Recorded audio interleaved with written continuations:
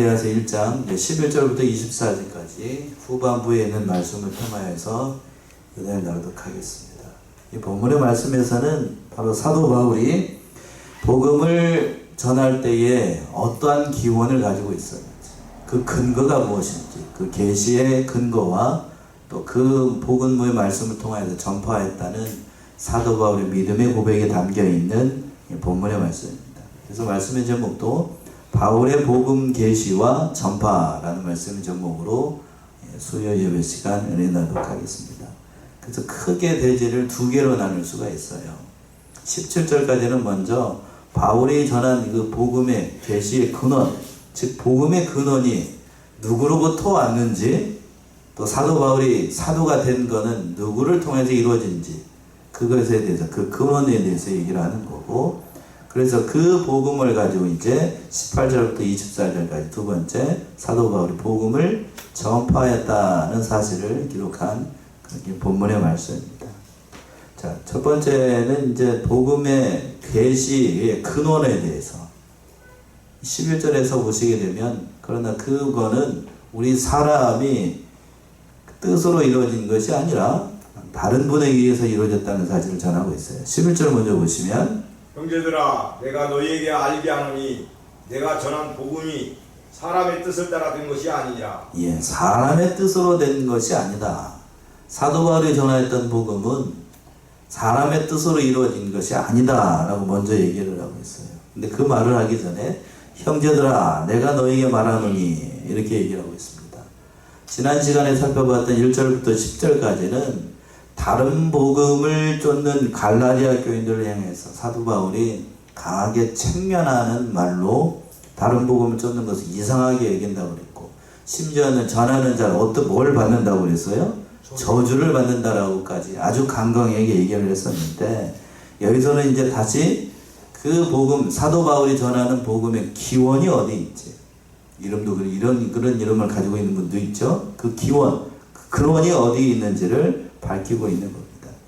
사도 바울이 사도가 될 수 있었던 건 전적으로 하나님의 오묘한 섭리 가운데 이루어진 일이고, 자기가 되고 싶어서 자기가 유능하고 똑똑한 것이 된 것이 아니라 전적으로 하나님의 은혜로 말미암아 된 것이고, 그리고 갈라디아 교인들을 향해서 지금 첫 번째 형제들아 라고 부르면서 주님 안에서 한 예수님을 믿고 있는 그 영적으로 형제들이니까 형제들이라고 부르면서 그 복음이 말미암아 너에게 전하는 복음이 내가 유능하게서가 아니고 하나님으로 말미암아 이루어진 것이라는 사실을 먼저 얘기를 하고 있다는 사실을 우리가 주목해야 돼요. 보통 우리가 그 어떤 지식을 전하거나 어떤 것을 알려고 할 때에 사람에게 뭔가를 전수를 받지요. 그래서 사람 노릇을 하기 위해서 보통의 경우에는 어린 아이들 같은 경우에는 유치원부터 시작해요. 요즘 유치원도 아니고 어디부터 갑니까? 어린 아이였을 때부터 어린이집을 가고, 또 이제 때가 되면 유치원도 가고, 또 어디를 가요? 초등학교 가고, 중학교 가고, 고등학교 가고, 대학교 가고. 요즘 대학 안 나온 사람이 없을 정도로 다 대학교를 가고. 왜? 그렇게 배워야만 그 배운 지식을 가지고 이 세상을 살아갈 수 있어요. 근데 하나님의 일은 그렇게 하는 게 아니라는 거예요. 사도 바울이 그 얘기를 하고 싶어요. 사람에게서 배운 게 아니라는 거예요. 사람의 뜻으로 이루어진 게 아니고 하나님의 뜻을 전하기 위해서 하나님께서 직접 지명하신 자를 통하여서 하나님의 말씀을 전하도록 했다는 겁니다. 그 당사자가 누군가요? 바로 지금 말씀을 전하고 있는 사도 바울이라는 얘기예요. 12절 보시면 12절. 이는 내가 사람에게서 받은 것도 아니요 배운 것도 아니요 오직 예수 그리스도의 계시로 말미암은 것이라. 예, 구체적으로 얘기를 하고 있죠. 사람의 뜻으로 된 것이 아니고, 이 복음은 사람의 뜻으로 된 게 아니고, 또 12절에서 구체적으로 얘기를 하고 있어요. 이는 내가 사람에게서 받은 것도 아니고 또 어떤 것도 아니라고요? 배운 것도 아니다. 배워서 되는 게 아니라는 거예요. 복음은 배워서 되는 게 아니고, 두 가지 부정문을 사용을 해가지고 아니요라는 말을 통해서 이 모든 기원이, 그 근원이 전적으로 인간에게서 오지 않고 누구를 통하여서? 예수 그리스도 계시를 통하여서, 말씀 그대로 얘기한다면 예수 그리스도께서 주신 계시의 말씀을 통해서 말미암은 것이다 라고 얘기를 하고 있는 거예요. 그러니까 이 말씀을 계속해서 사도 바울이 하고 있는 이유는 사도 바울의 그 사도됨을 의심하는 자들이 그 당시에 참 많았다라고 하는 거예요. 그러니까 내가 사도가 된 거는 너희들은 믿기 어려운 일이겠지만 누구를 통하여서 전적으로 하나님에 의해서 또 구체적으로는 하나님의 아들 예수 그리스도의 계시로 말미암아 내가 이 자리에 있는 것이다 라는 뜻이에요. 그러니까 기원이 하나님으로부터 이루어진 일이기 때문에 인간에게서 배워서 된 것이 아니기 때문에 그 모든 일들을 이루어 나갈 수 있는 그 근원이 하나님으로부터 왔다는 뜻입니다. 여기서 계시라는 말이 있어요. 계시. 이 계시라는 말이 참 신학적으로 참 중요한 표현인데, 이 계시라는 말은 가리워져 있던 것, 감추어져 있던 것을 열어서 보여준다는 뜻이에요. 특별히 하나님과 하나님의 뜻, 그 구원의 계획과 관련된 모든 하나님의 뜻이 다 가려져 있었는데 하나님께서 바울을 통해서 열어주시고 보여주셔서 바울이 사도가 될 수 있었다는 뜻이 담겨 있는 거예요. 그러니까 이 하나님의 계시는 인간의 생각으로 절대 알 수도 없고 연구하거나 만들어낼 수 있는 것이 아니라 전적으로 누구의 은혜에 의해서?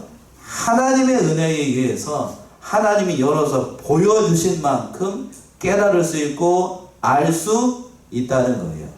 그 복음의 계시의 역사를 하나님께서 예수 그리스도를 통해서 누구에게 열어서 보여준 거예요, 지금? 사도 바울에게. 사도 바울에게. 열어서 보여준 만큼 사도 바울이 그래서 사도로서의 역할을 할 수 있었다는 뜻이에요. 그러니까 이 계시를 받은 사람들은 하나님으로부터 직접 부르심을 받았기 때문에 자기의 것을 임의로 말할 수도 없고 그 하나님의 말씀을 더하거나 보태거나 감하거나 해가지고 얘기할 수도 없고 오직 순전하게 가감하지 말고 빼앗거나 더하지 말고 순전하게 하나님의 말씀을 전해야 됩니다. 자기에게 유익이 되거나 자기에게 뭐 나쁜 일이 생기거나 할 거 없이 하나님의 말씀을 선지자는 옛날 구약시대의 성경에서 보니까 그랬잖아요. 자기의 사상과 자기의 철학에 맞지 않는다라고 할지라도 하나님의 명령하시면 가야 됩니까? 안 가야 됩니까? 성경에서 보시면 가야 돼요? 안 가야 돼요? 가야 됩니다. 그게 선지자의 사명이에요. 대표적으로 구약에 있는 선지자들 가운데 하나님의 명령하셨는데 그 하나님의 명령에 대해서 불순종하고 가기 싫다고 땡깡부리가 안 간 사람들이 있었습니까? 없었습니까?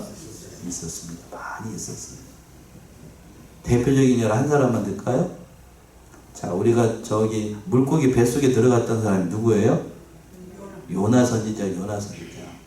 하나님께서 요나에게 뭐라고 얘기를 하셨습니까? 계시를 열어서 보여주시면서 하나님의 계시는 니느웨 사람들이 멸망받는 게 하나님의 뜻이 아니었어요. 그러니까 그 요나에게 말씀이 임해가지고 너는 저기 니느웨를 능히 성읍에 가가지고 하나님의 말씀 전하라고 그랬더니 요나가 거기에 니느웨로 가지 않고 어디로 갔습니까? 배 타고 다시스로 가버렸어.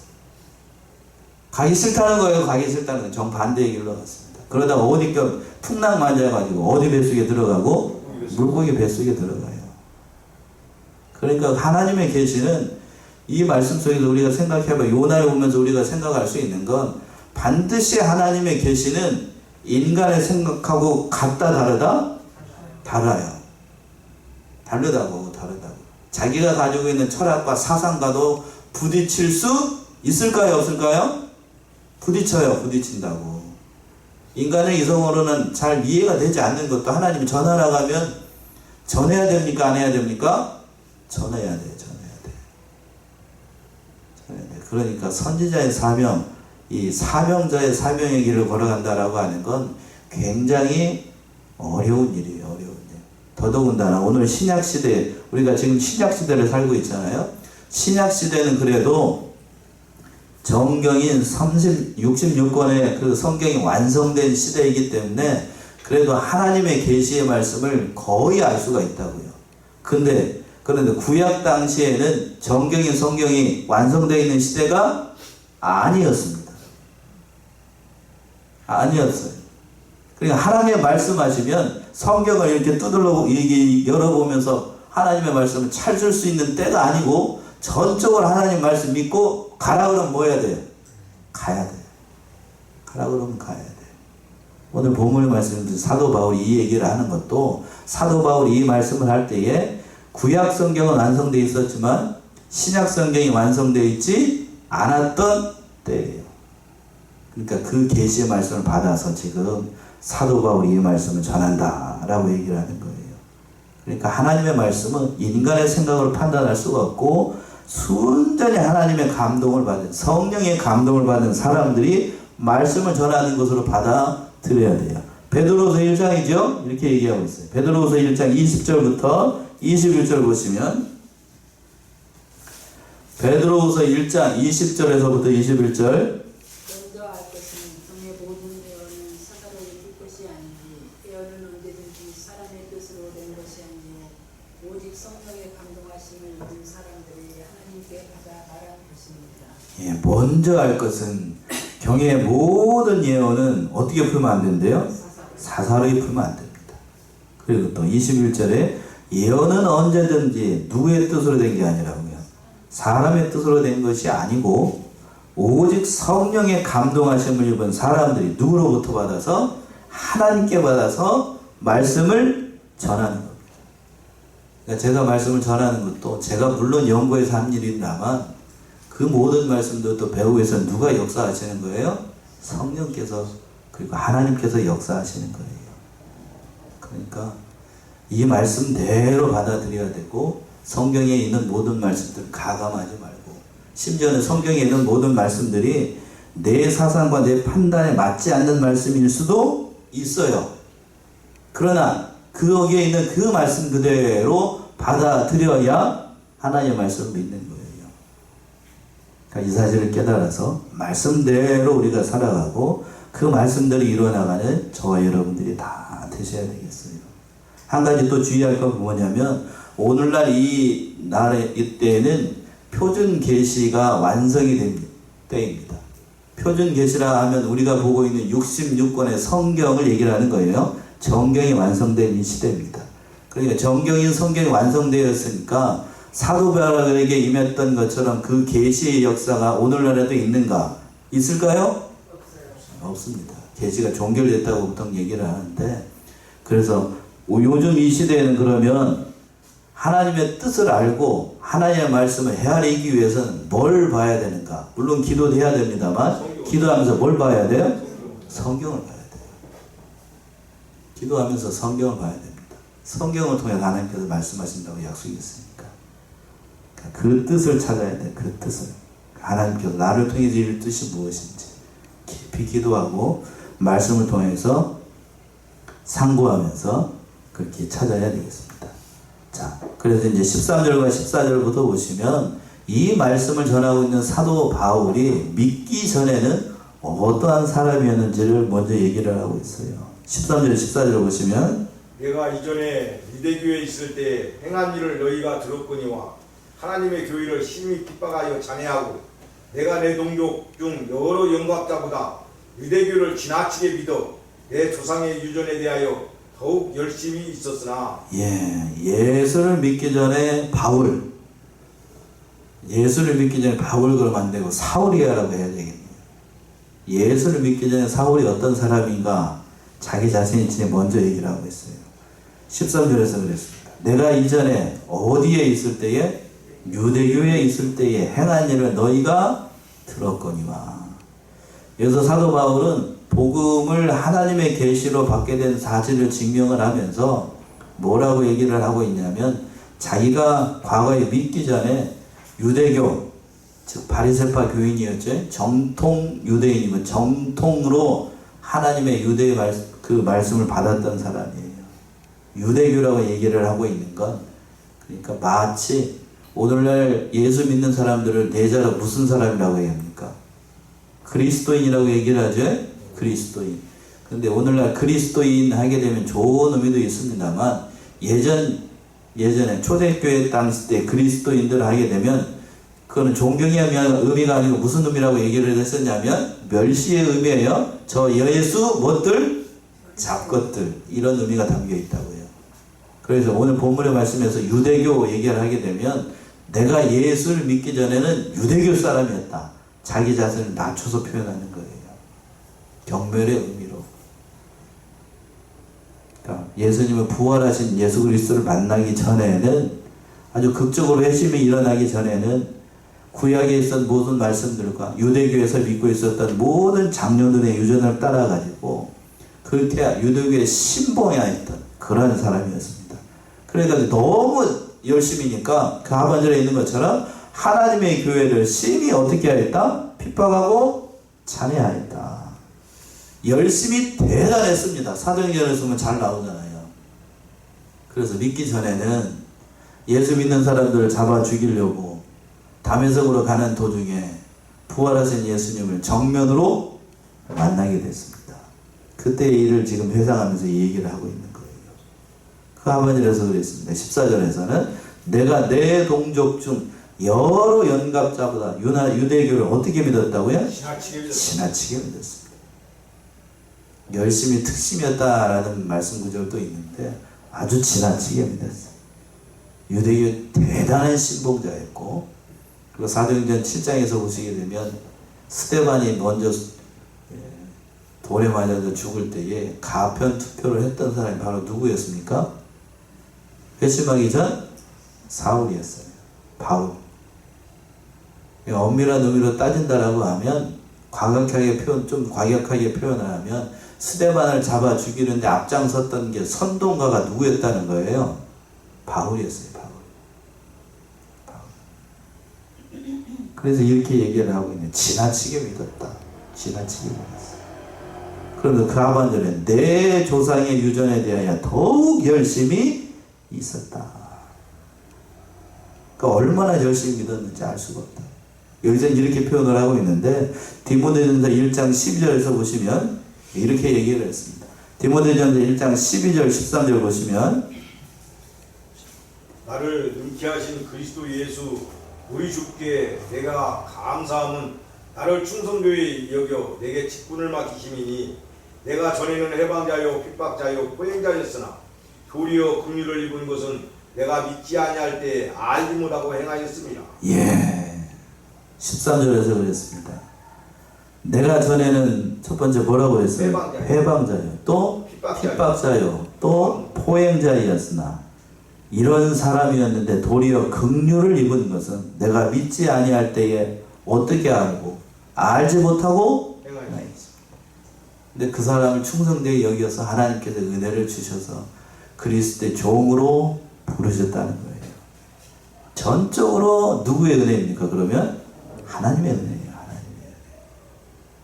사도 바울이 사도의 반열에 들어서 그리스도의 종이 될 수 있었던 것은 아무리 설명을 하려고 해도 무슨 인간적인 방법으로 설명을 하려고 해도 설명이 불가능합니다. 뒤에 15절에서 나오는데 오직 누구의 은혜로? 하나님의 은혜로 됐어요.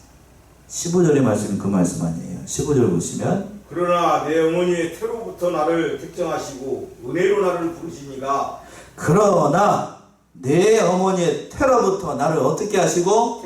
택정하시고 은혜로 나를 부르시니 하나님께서 이러한 인생 가운데 사도바울 그대로 놔뒀으면 회심하기 전에 사울 그대로 놔뒀으면 여전히 그런 짓 하다가 사람 죽이는 일 앞장서다가 그 인생 망가진 인생으로 결국 끝나버릴 인생이었었는데 그러나 하나님께서 그 어머니의 태로부터 하나님께서 그를 택정을 하셔가지고 이방인의 복음을 전하는 사도로 택정을 해서 은혜로 그를 부르셨던 거예요. 그러니까 바울이 사도가 된 거는 전적으로 누구의 은혜요? 하나님의 은혜예요. 하나님의 은혜.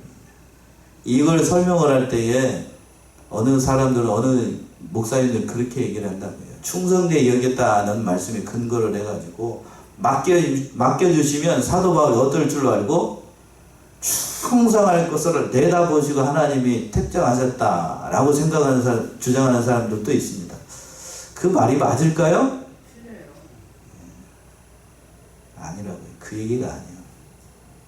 그 얘기가 아니고 하나님은 하나님의 그 섭리 가운데 이미 그 바울을 택정하셨던 거예요.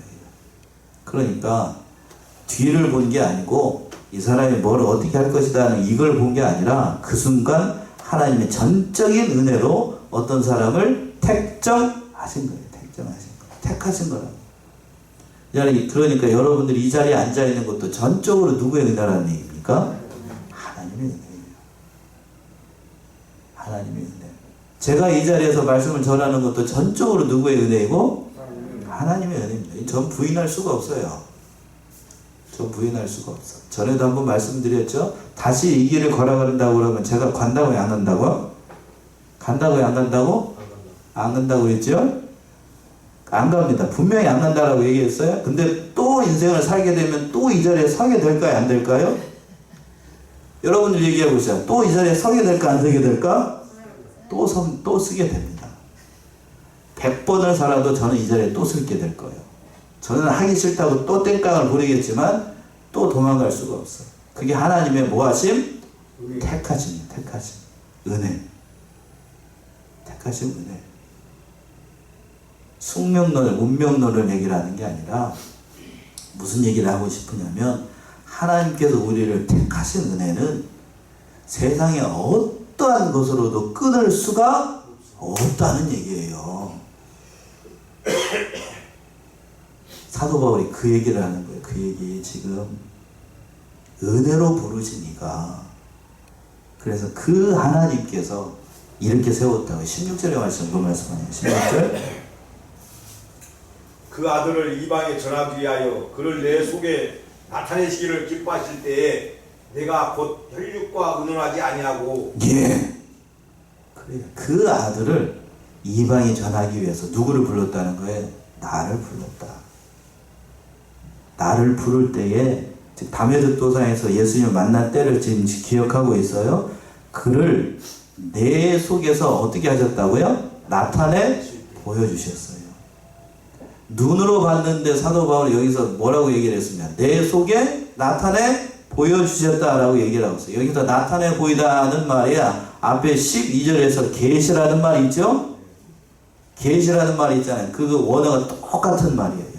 그러니까 하나님께서 그 이방의 사도로 사도 바울을 부를 때에 그 예수님을 눈으로 봤지만 그 10년 가운데 예수 그리스도가 어떠한 분인지를 다 어떻게 했다는 거예요? 보여줬다는 얘기예요.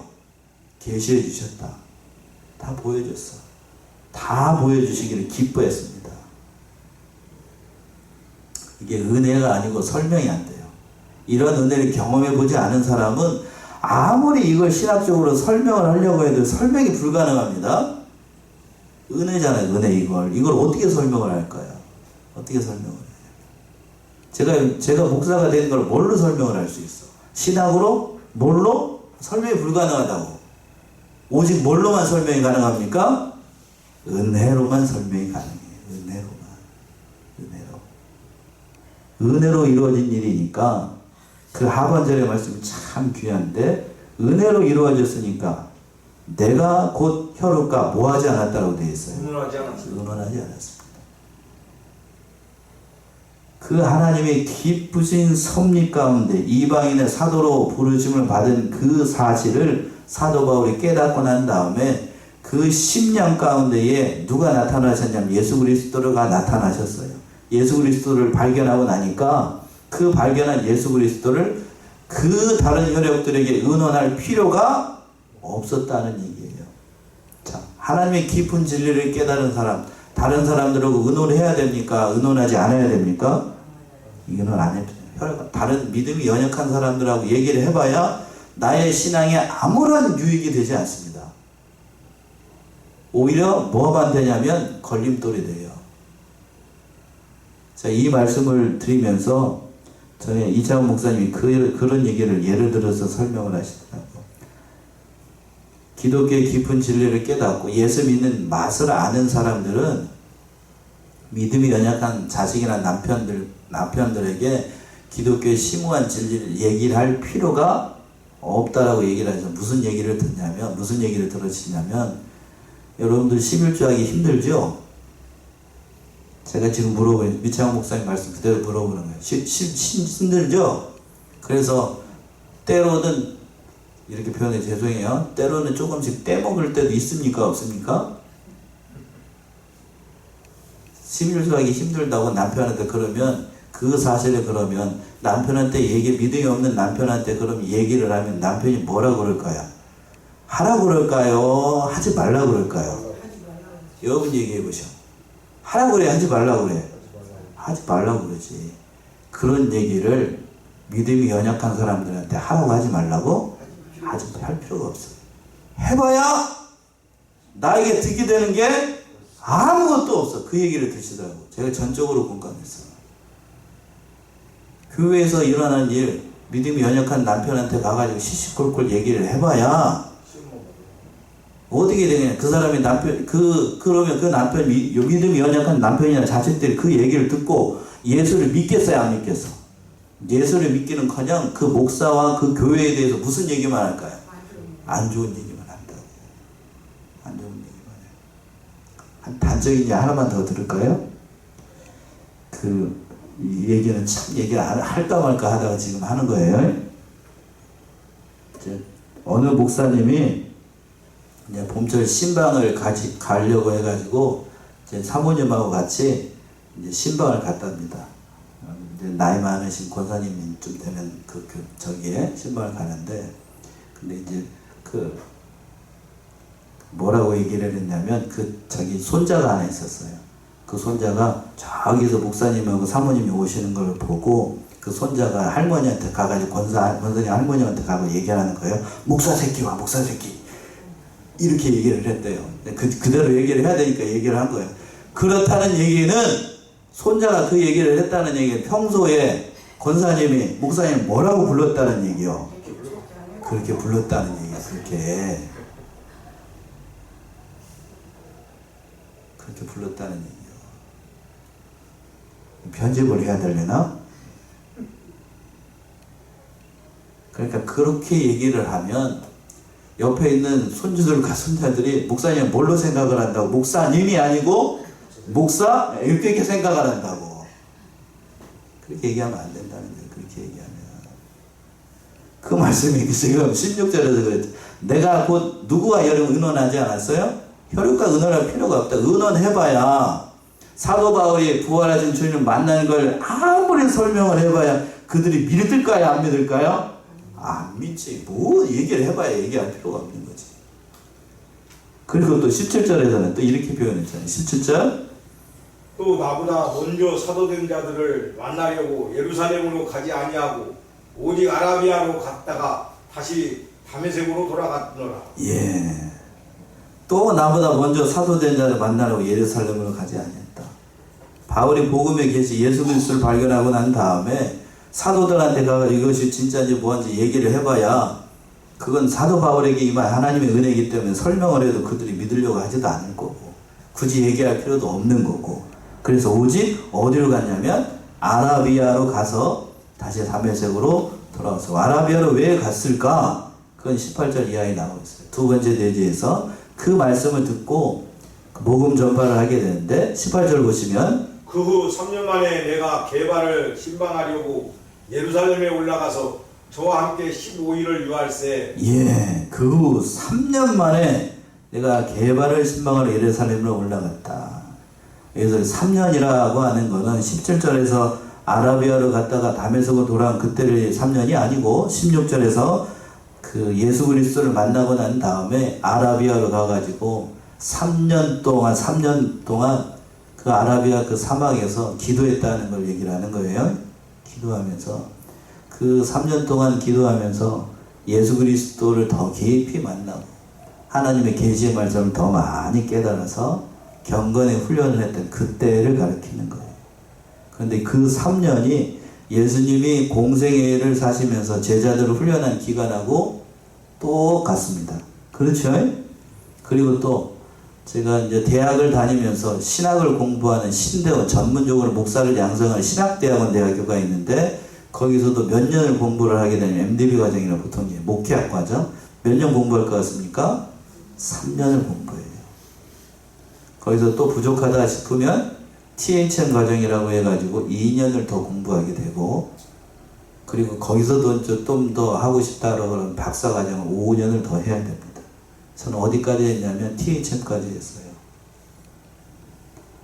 그러니까 이 말씀 속에서 우리가 깨달을 수 있는 얘기는, 하나님 말씀을 배우기 위해서 사도 바울이 더 많이 연구하기 위해서 아라비아로 가서 하나님 예수 그리스도를 더 깊이 만나고, 그리고 난 다음에 게바를 신방하려고 예루살렘에 올라갔어요. 예루살렘.